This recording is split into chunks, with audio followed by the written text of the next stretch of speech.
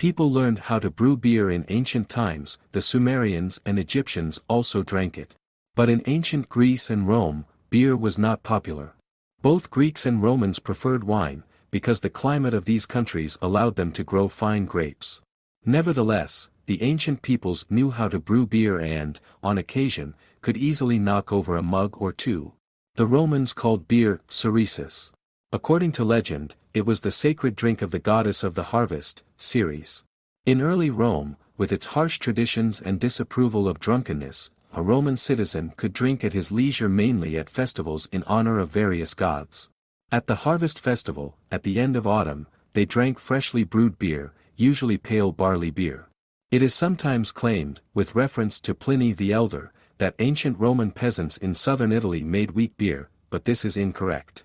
The famous Roman historian was referring to wheat gruel, not a heady beverage at all.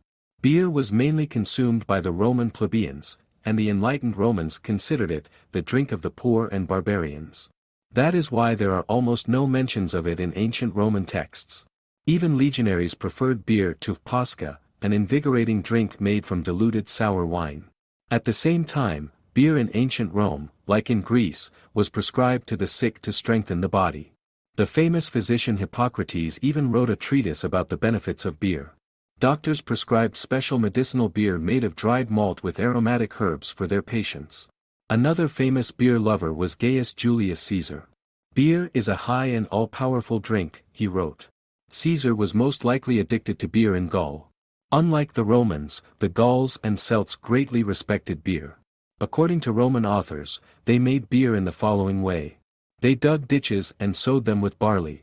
Then they poured water into the ditches. When the barley sprouted, they built fires near the ditches. The barley would then be harvested, dried, and used to brew beer, to which, for the best effect, they sometimes added baleen, in small quantities, of course. And where could a simple Roman skip a glass of beer?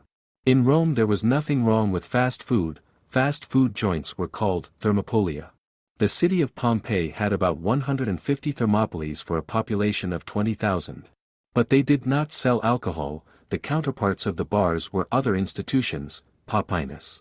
Apart from wine and beer, hot food was served there.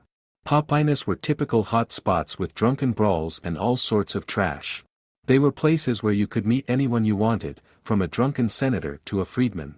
Besides poppies, the Romans also had copones.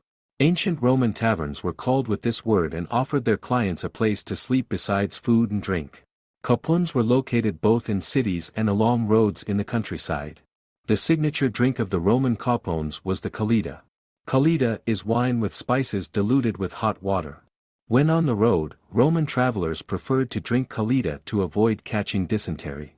In the copones, located in the Gallic provinces, the Celtic beer was also served, which was brewed from wheat with the addition of honey. The Roman writer Strabo also mentions millet beer, which the northern peoples drank. Tacitus wrote of the Germanic tribes who drank beer from barley or wheat. The Roman settlers who lived next to them, though they despised everything barbaric, did not refuse beer and sold it themselves in taverns. As Posidonius the Greek wrote, they diligently poured mug after mug from the same barrel, which were spread left and right by the servants. So it was possible to have a mug of beer with friends in ancient Rome as well.